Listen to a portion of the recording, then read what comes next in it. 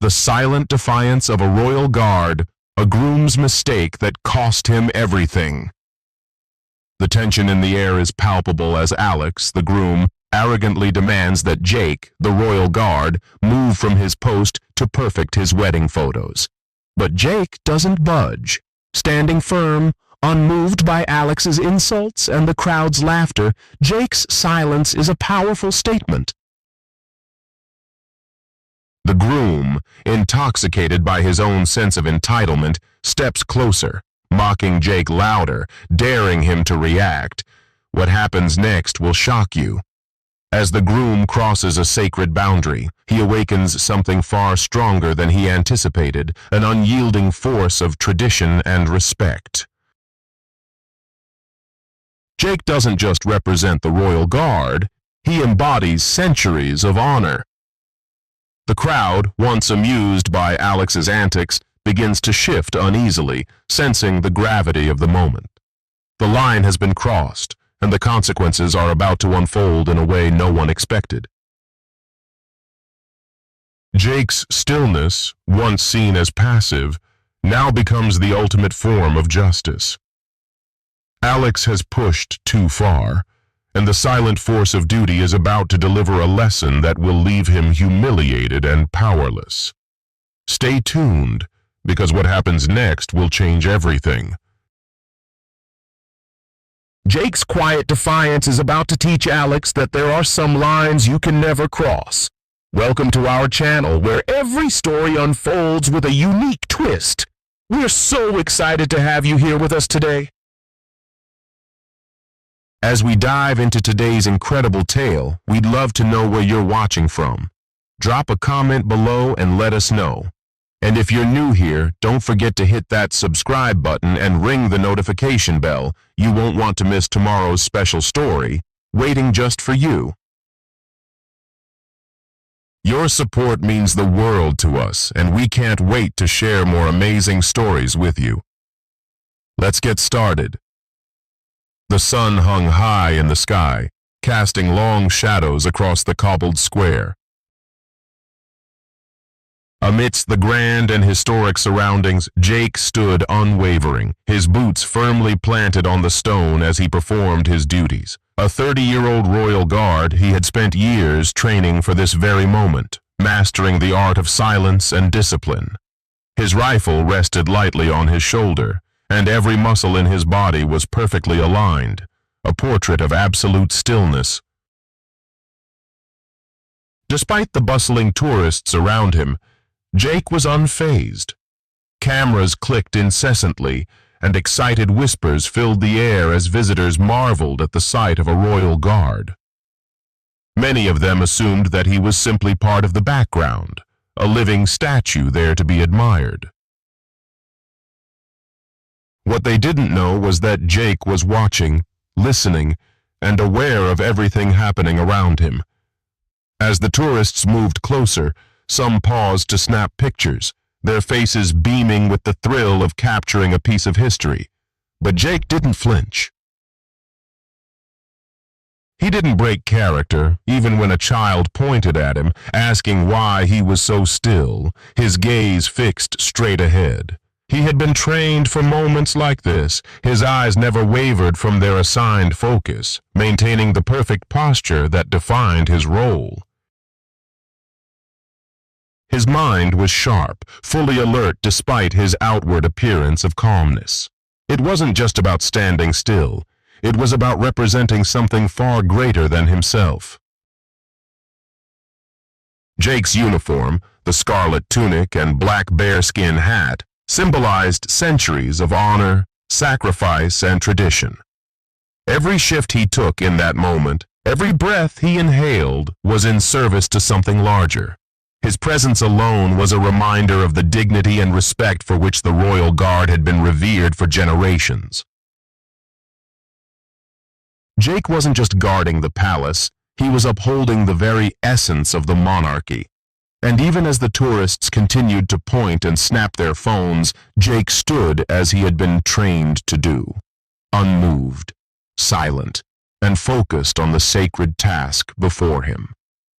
Little did they know he was not merely a fixture of the palace. He was a living testament to a legacy that demanded respect, not through words, but through the unwavering strength of his actions. The atmosphere in the square shifted suddenly as the loud roar of engines broke through the usual calm of the historic surroundings. A sleek line of luxury vehicles rolled into view, their tires crunching against the cobblestones, followed by the clatter of high heels and the chatter of guests. A wedding party had arrived, spilling into the square in a chaotic whirlwind of silk, champagne, and unchecked self-importance. The bride, radiant in her extravagant ivory gown, was flanked by bridesmaids in a rainbow of pastel hues, all laughing and chatting, oblivious to the space they were invading. The groom, Alex, a 35-year-old man whose arrogance seemed as carefully crafted as his perfectly pressed tuxedo, strutted beside his bride, a glass of red wine in his hand. His every move was dramatic, exaggerated, and steeped in the belief that the world revolved around him. His hair, sculpted meticulously, caught the sunlight as he grinned, his posture oozing confidence, or perhaps entitlement. The air was thick with the scent of freshly poured champagne and the sound of boisterous laughter as the guests shuffled towards the grand facade of the palace for their photos.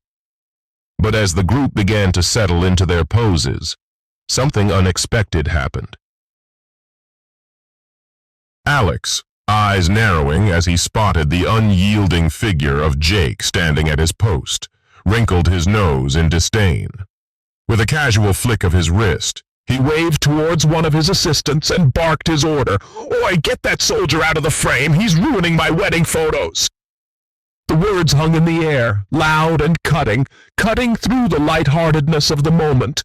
Alex, intoxicated with entitlement and the belief that he was above the rules, didn't care for the protocols of the royal guard or the sacred boundaries of the square.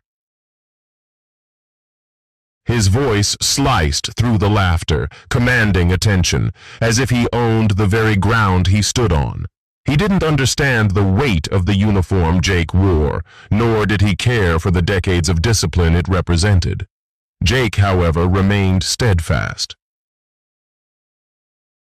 His eyes never wavered, his stance never faltered. The groom's demand hung in the air, but it did nothing to shake Jake's discipline. To move would be to dishonor not only the guard's tradition, but the institution he swore to protect. Alex's words were an attack, not just on Jake, but on everything that the guard symbolized: duty, honor, and silence in the face of disrespect. Yet Jake stood unmoving, his silence speaking louder than any rebuke. As Alex's demand echoed through the square, the tension in the air thickened, charging the atmosphere with an unspoken challenge. The guests, initially caught up in the excitement of the day, shifted their attention from the bride's gown to the spectacle unfolding before them. The groom, emboldened by his wealth and the lavishness of the wedding, took a few unsteady steps closer to Jake. He was determined to make his point, no matter the cost. Alex sneered as he approached the boundary, the invisible line that divided the privileged from those sworn to serve. His voice grew louder, sharp with entitlement, as he barked once more, "I said move!" His words were slurred, his breath tinged with the alcohol he had consumed too freely. His face, flushed with the heat of the sun and his own arrogance, twisted into a sneer as he closed the gap between himself and Jake.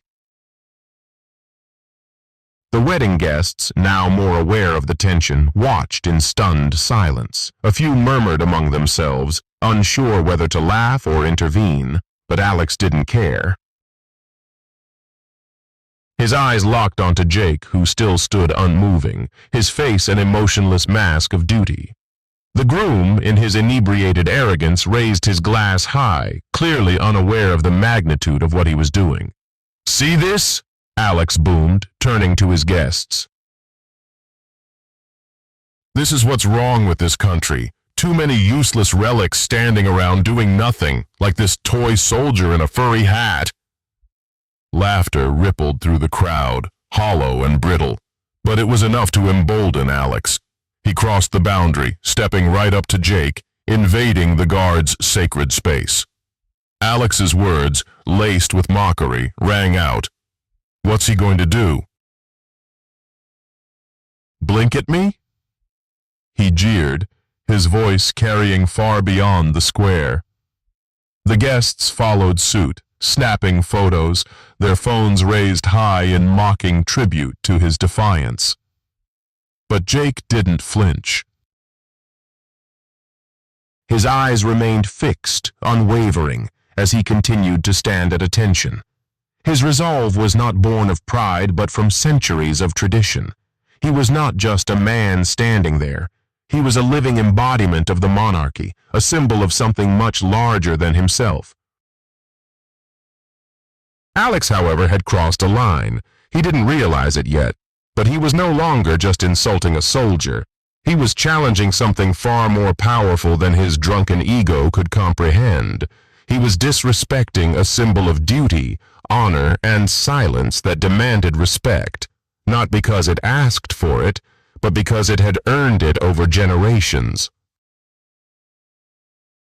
The moment was teetering on the edge, and Alex had no idea that the consequences of his actions were about to unfold in ways he couldn't possibly anticipate. As Alex stood there, towering over Jake, the atmosphere shifted from playful to dangerously tense. The laughter that had once filled the square now felt hollow, as if the weight of the moment was settling into the hearts of those who had been watching.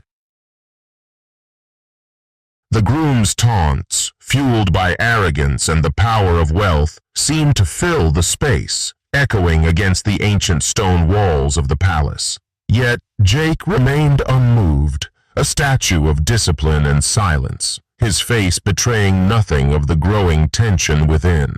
The guests, some still laughing nervously, began to sense something deeper at play. Their phones, once raised eagerly to capture the scene, now hovered uncertainly. A few parents instinctively shielded their children, no longer finding the situation amusing. Even the bride, standing quietly beside her groom, seemed to feel the shift, her once radiant smile faltering as she looked between Alex and Jake. There was an undeniable change in the air, something that went beyond a mere wedding photo.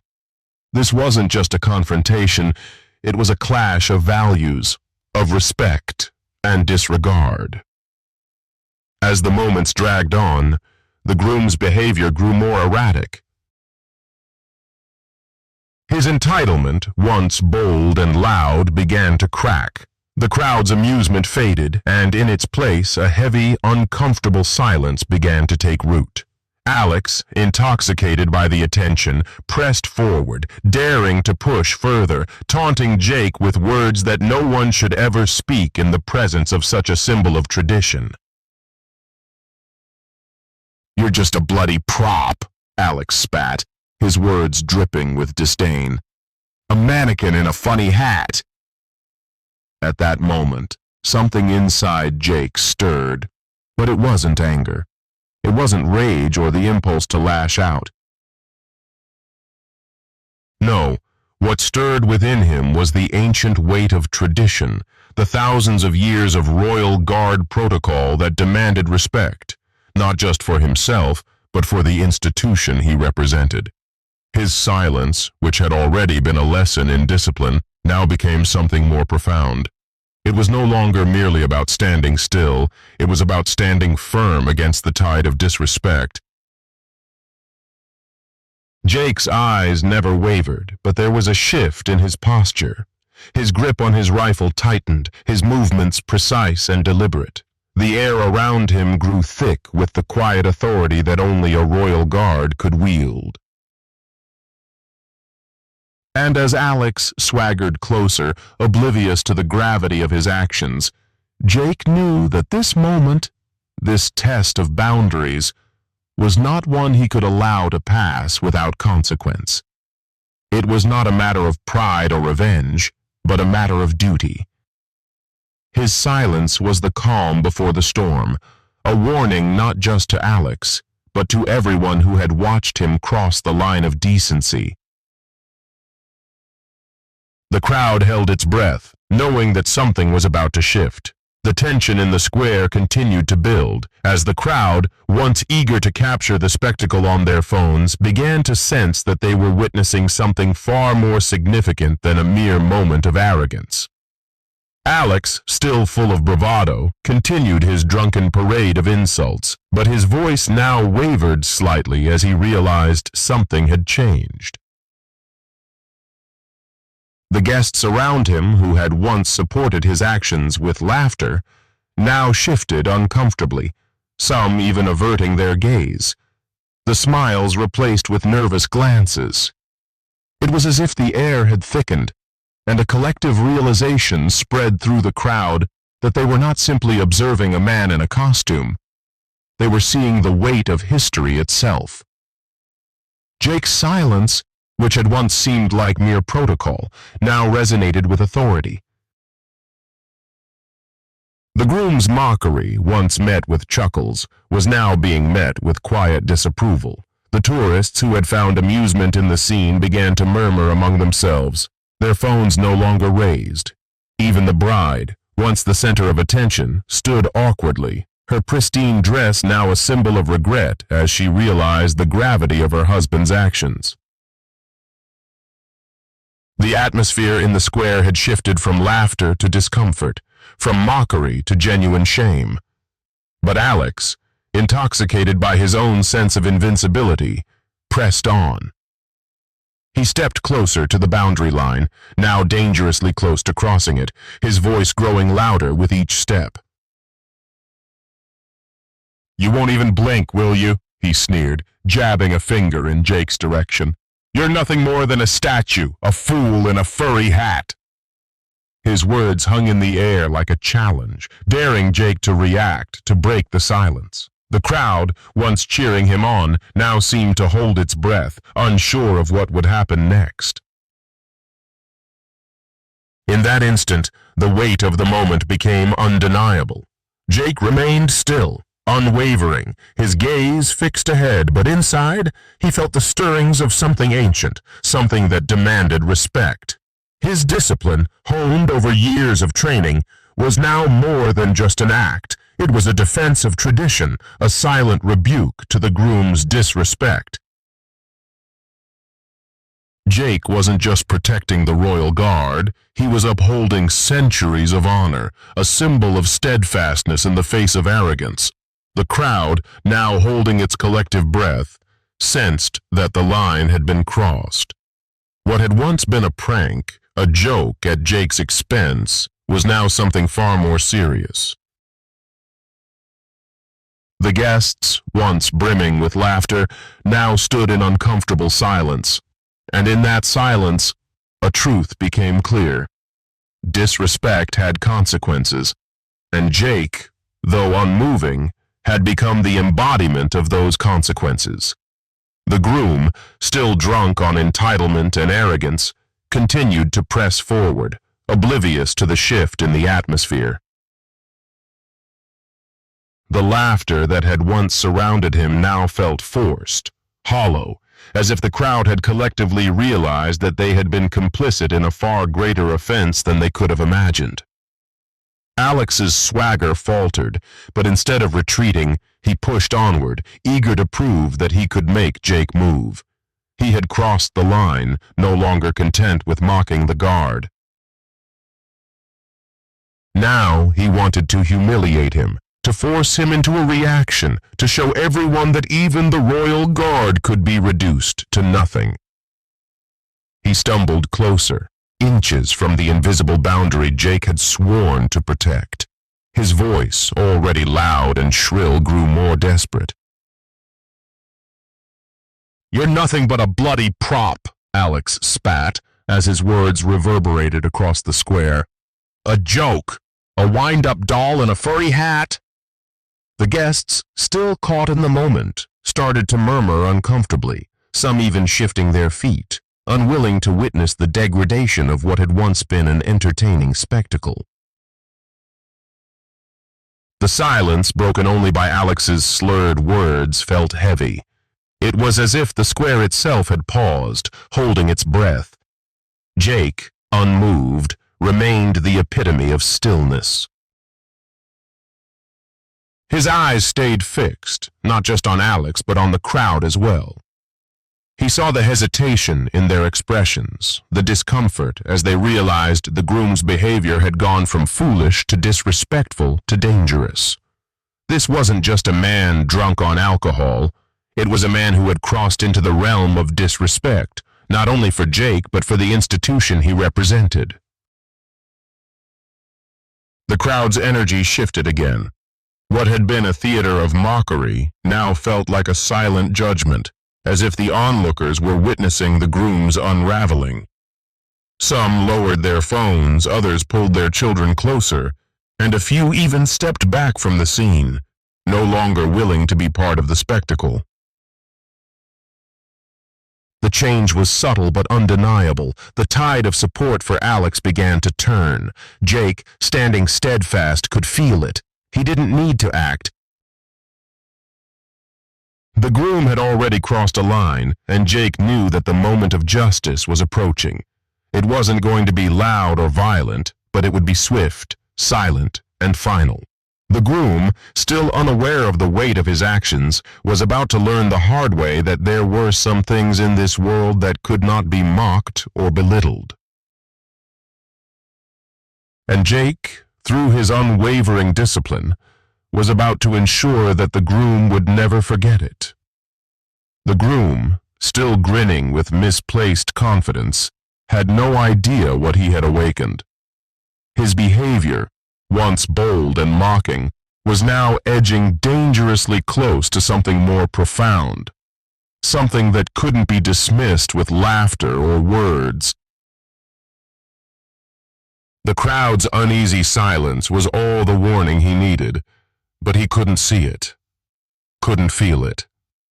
Instead, his arrogance grew, his posture more defiant as he inched ever closer to Jake. Every step he took toward the royal guard seemed to push him deeper into a trap he didn't understand, a trap built not of walls but of respect.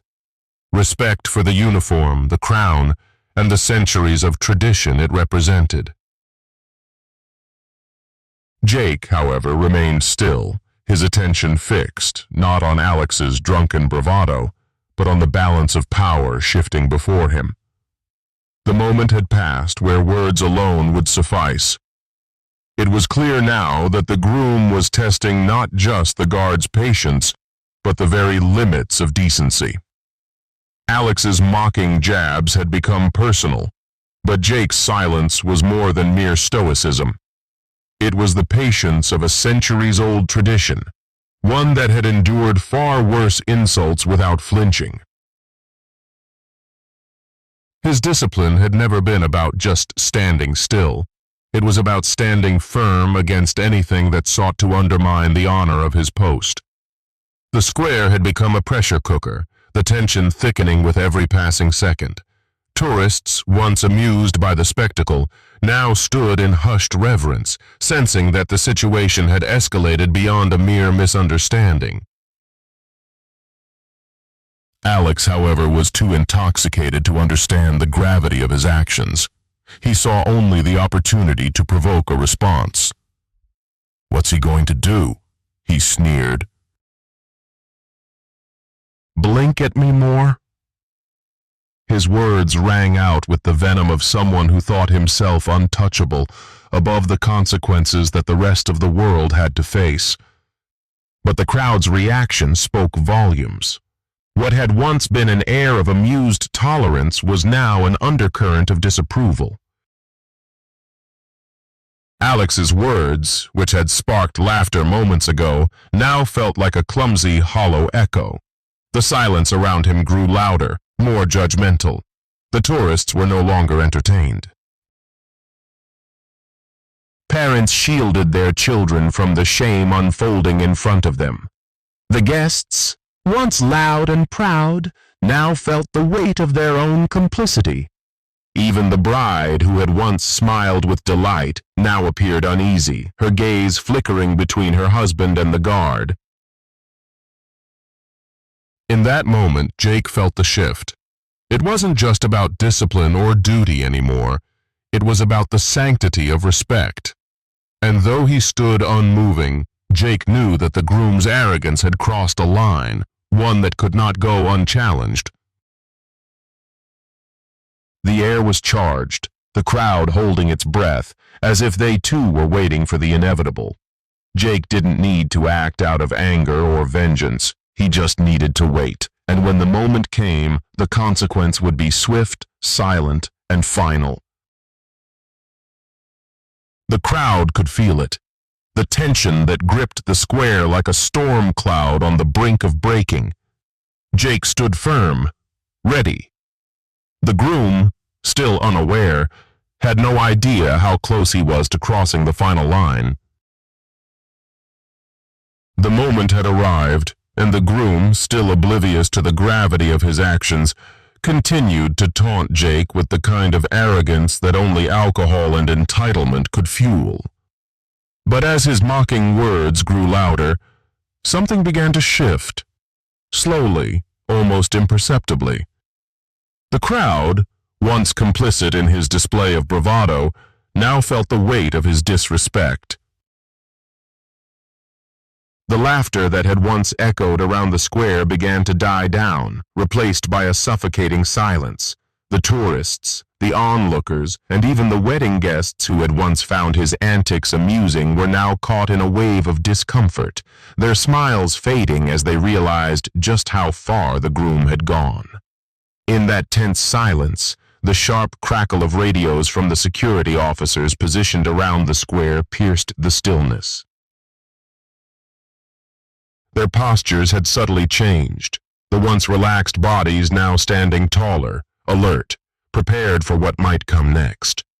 The groom's bravado was unraveling, but it wasn't because of Jake's lack of response. No, it was because the consequences of his actions were starting to sink in, not just for him, but for everyone around him. The square was no longer a stage for his personal mockery. It had become a courtroom of sorts, and his behavior was being judged, not by a jury of people, but by the very air around him. The collective disapproval was palpable, thick enough to choke the bravado from his lips. As the groom took yet another step forward, inching closer to the invisible line that Jake had stood guard over for years, the crowd held its collective breath. It was no longer about the wedding photos or a drunken power play. It was about something far more sacred: duty, tradition, and respect. Alex had crossed the line, not physically but symbolically. His arrogance had eroded the fragile wall of respect between him and the symbols of tradition that Jake represented. The once light-hearted mockery had transformed into something much darker, something that no longer elicited laughter, but rather discomfort and shame. Jake's silence, once a tool of discipline, was now a weapon of moral authority. He didn't need to speak. His presence was enough. His unwavering stance spoke volumes, louder than any words could. The tension was unbearable as the groom took another staggering step, now within mere inches of the boundary Jake had sworn to protect. The crowd's gaze was now fixed on him, waiting for a moment that would shift everything. Jake's decision to remain still wasn't a passive act. It was a statement, an unspoken reminder that some lines, once crossed, can never be uncrossed. The groom finally paused, a flicker of doubt crossing his face as he looked around at the faces now turned toward him, their expressions no longer amused but full of judgment. He had pushed too far. The consequences, quiet but inevitable, were about to unfold. Jake, unyielding, remained exactly where he was, his presence a reminder that respect, once broken, could only be mended by the unspoken weight of history. The crowd could feel it. The moment of reckoning had come. The groom, sensing the crowd's disapproval but still determined to maintain his fragile sense of superiority, continued to stagger forward, his steps slow and deliberate. He was no longer just challenging Jake. He was challenging the very foundation of the tradition that Jake embodied.